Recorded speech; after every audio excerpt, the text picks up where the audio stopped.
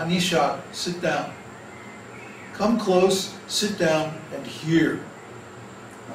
And it also says that one should approach a spiritual master with sacrificial ingredients. That means something to offer to Kṛṣṇa. In other words, we don't just sit around and talk about this stuff. We actually live a life of sacrifice, where everything we do is for the pleasure of Kṛṣṇa. And when we do like that, then we're released from all of the karmic reactions of our activities. And you might say, oh yeah, I've heard this before. Oh yeah, you always talk about this on the forum and blah, blah, blah. Well, then how many of you are doing this? How many of you are actually living a fully devotional life?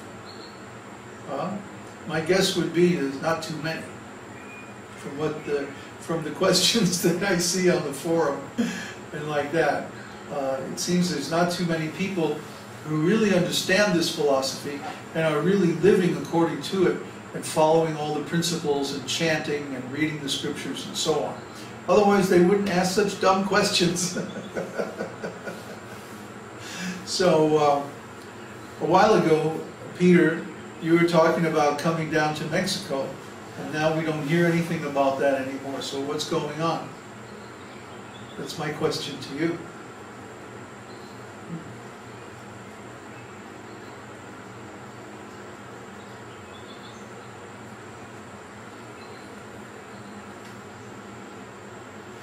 Dum, dum, dum, dum, dum, dum.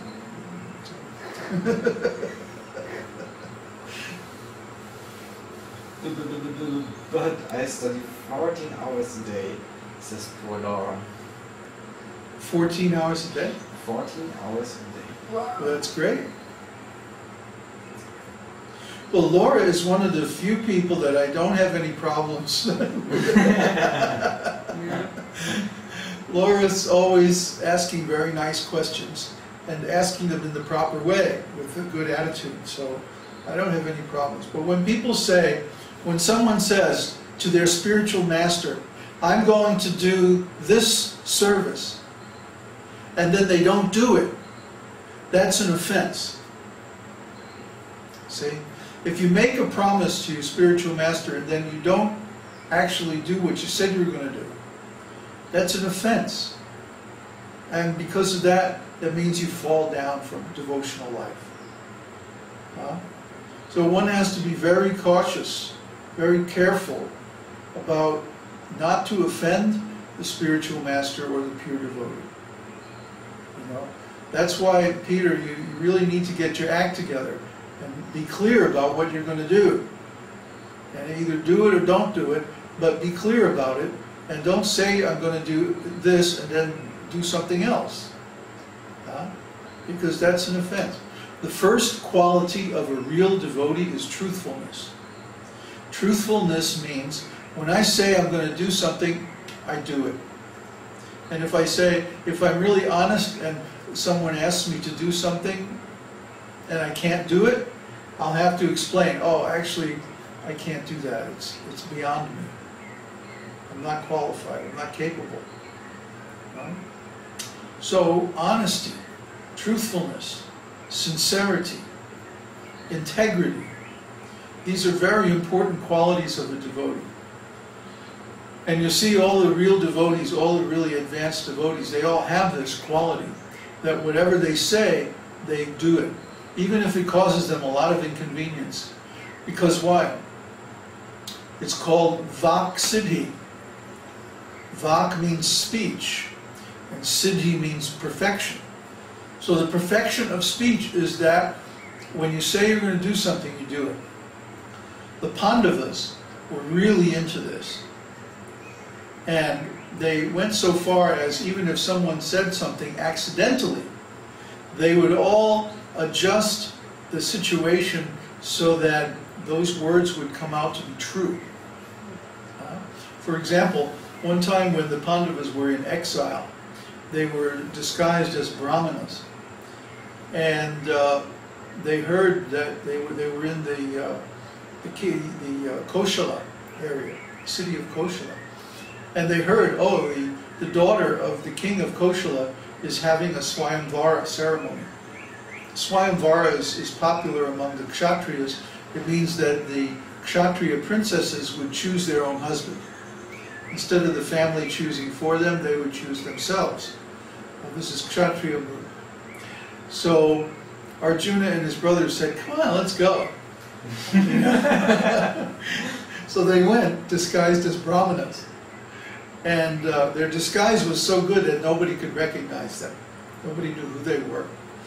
And the trick was that there was, in the palace assembly hall, which was a big, big hall, like a concert hall or something, suspended from the roof, there was a fish, a golden fish.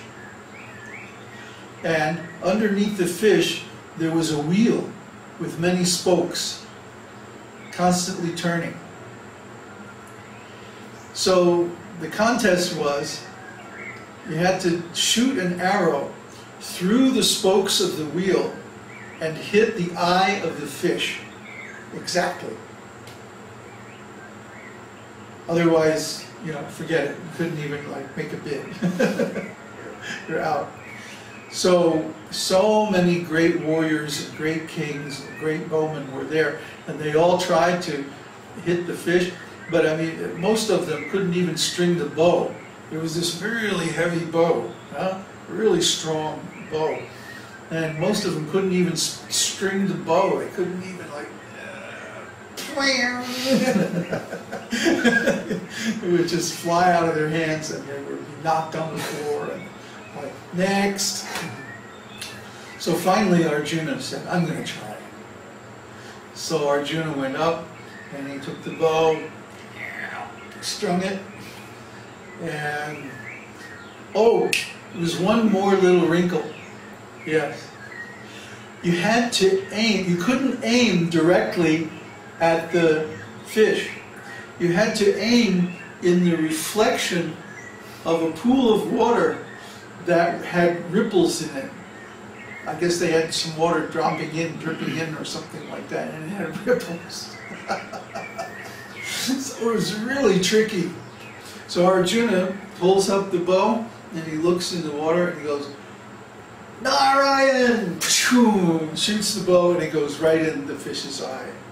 Of course, so he won the girl, right? He got the girl. And of course, this is a Kshatriya wedding, so they're going, what is this Brahmana doing? Showing us all up. And so they attacked him. And so Arjuna very easily just broke all of their bows and arrows with his arrows, and then, you know, walked off with the girl. So when they got home, Mother Kunti was cooking in the kitchen. And so they were all standing outside. And Arjuna, or no, Yudhishthira said, oh, Mother, look at the alms that we begged today. Because as Brahmanas, they're supposed to live by begging alms, right? So he jokingly said, come look at the alms that we begged today. Talking about the girl, right? And so Kunti, without looking, she's cooking, she says, well, make sure and share it with all your brothers. Oops. So then she turned around and like, oh, now what are we going to do? And so they're all sitting around going, oh man, you know, what a problem. And then Vyasadeva just happens to show up by coincidence. So they ask Vyasadeva, well, what do we do now? And Vyasadeva said, well, all 5 of you marry her. That's what Kunti said, huh? And she's your mother, so you have to do it. Plus, this is not unknown. And he recited several histories from ancient days, mostly in Satya Yuga, where a woman wed several brothers. In fact, Vyasadeva himself created children in the womb of his brother's wife, because his brother was impotent. He couldn't create children. He was infertile. So Vyasadeva, as the brother, came and made his wives pregnant. And actually from that, the brothers Pandu and Dhritarashtra and Vidura were born from the 3 wives of Maharaj Santanu. So Vyasadeva was no stranger to the old ways, and so he recommended, well, you all marry her. And so they made a deal. They said, okay, we'll all 5 marry her, and then she'll stay with each one for 1 year.